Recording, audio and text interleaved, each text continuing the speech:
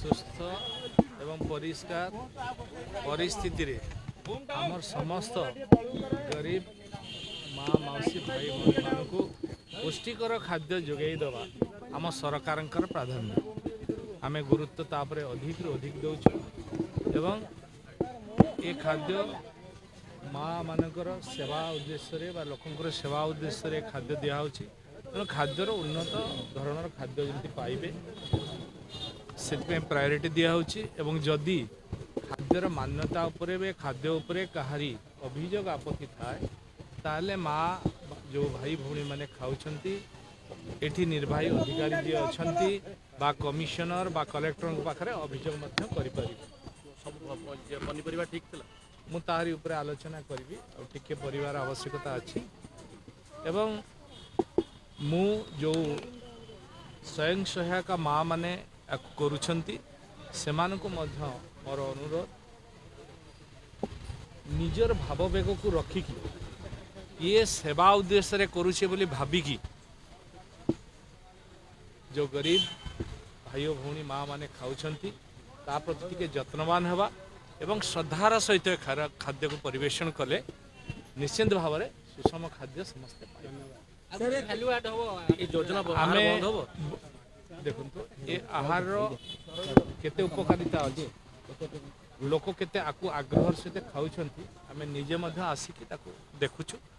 ତେଣୁ ଆ ଉପରେ ଲୋକଙ୍କର ଆଶା ଅଛି ଭରସା ଅଛି ଲୋକ ଖାଉଛନ୍ତି ଆକୁ ଉନ୍ନତ ଧରଣର କେମିତି ଆମେ ଆହୁରି ଭଲ ଭାବରେ ଦେଇପାରିବୁ ବନ୍ଦ କିଛି ହେବନି। ସରକାର ଯୋଜନା ନାଁଟା ତାକୁ ଆମେ ସମୀକ୍ଷା କଲା ପରେ ଆଇଟମ୍ ଚେଞ୍ଜ ହେବ ବୋଲି କୁହାଯାଉଥିଲା, ଆଇଟମ୍ ବଢ଼ିବ ବୋଲି କୁହାଯାଉଥିଲା। ଆଜି ଆପଣ ନିଜେ ଖାଇଲେ ନିହାତି ବଢ଼ିବା ଦରକାର ବୋଲି ଭାବୁଛନ୍ତି କି? ତା ଉପରେ ବି ଆମେ ଆଲୋଚନା କରୁଛୁ।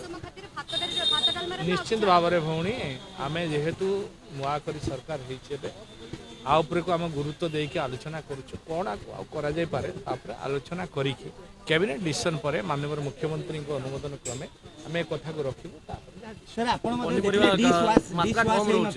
ସେଥିପାଇଁ ମୁଁ ଦୁଃଖ ପ୍ରକାଶ କଲି ଏବଂ କ୍ଷୋଭ ପ୍ରକାଶ ମଧ୍ୟ କଲି ତାଙ୍କୁ ମଧ୍ୟ କହିଛି ଏଭଳି ଅବ୍ୟବସ୍ଥା ହେବା କଥା ନାହିଁ। ମୁଁ ତ ସେଥିପାଇଁ ନିଜେ ତା ଭିତରକୁ ଗଲି ଆପଣମାନେ ଦେଖିଥିବେ ତାକୁ ତୁରନ୍ତ କେମିତି ହେବ ଏବଂ ତା ପ୍ରତି ଗୁରୁତ୍ୱ ମଧ୍ୟ ଅଧିକାରୀମାନଙ୍କୁ ପନିପରିବା ବହୁତ କମ୍ ପଡ଼ୁଛି ବୋଲି କୁହାଯାଉଛି। ଟିକେ ମୁଁ ମଧ୍ୟ ଲକ୍ଷ୍ୟ କରିଛି ତାପରେ ଆମେ ମା ମାନଙ୍କ ସାଙ୍ଗରେ ଆଲୋଚନା କରିବା ମା ମାନେ ତାକୁ ଟିକେ ଧ୍ୟାନ ଦିଅନ୍ତୁ। ଯେଉଁ ମା ମାନେ ମୋର ଏଠି ସ୍ୱୟଂ ସହାୟକ ଗୋଷ୍ଠୀର ମା ମାନେ ଆକୁ କରୁଛନ୍ତି ମୋର ତାଙ୍କ ପ୍ରତି ଭାବନା ଅଛି ଭଲ ପାଇବା ଅଛି ମୁଁ ତାଙ୍କ ଉପରେ ବିଶ୍ୱାସ ରଖୁଛି। ସେମାନେ ଆକୁ ଏକ ସେବା ଭାବିକି ଗରିବ ଲୋକଙ୍କର ସେବା ଭଗବାନଙ୍କର ସେବା ଇଏ ଏକ ମହାନ ଧର୍ମ ଇଏ ଧର୍ମ ଭାବିକି ସିଏ ସହାନୁଭୂତିର ସହିତ ଏ ଖାଦ୍ୟକୁ ବନେଇକି ଦିଅନ୍ତୁ ତାହେଲେ ଆହୁରି ଭଲ ହେଇପାରିବ। ଦରଦାମ ବୃଦ୍ଧି ବି କୁହାଯାଉଛି ଆର ଗୋଟେ କାରଣ ପନିପରିବା ତା ଉପରେ ବି ଆମେ ଗୁରୁତ୍ୱ ଦେଉଛୁ ଯାହା ଅଛି ତା ଉପରେ ଲୋକ ଆଜି ଦିନରେ 5 ଟଙ୍କା ଦେଉଛନ୍ତି ସରକାର ବି ଆ ଉପରେ ଦେଉଛନ୍ତି ଆମେ ଆ ଉପରକୁ ବିଚାର କରୁଛୁ ଭଲ।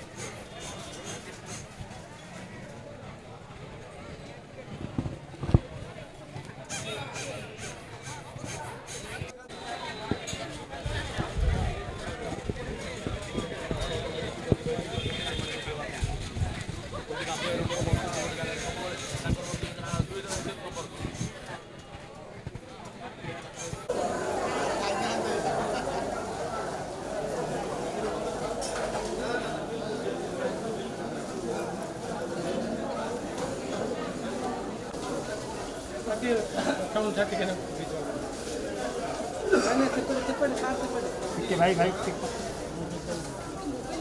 ସେ ଭାଇଙ୍କୁ ପଛ କଲେ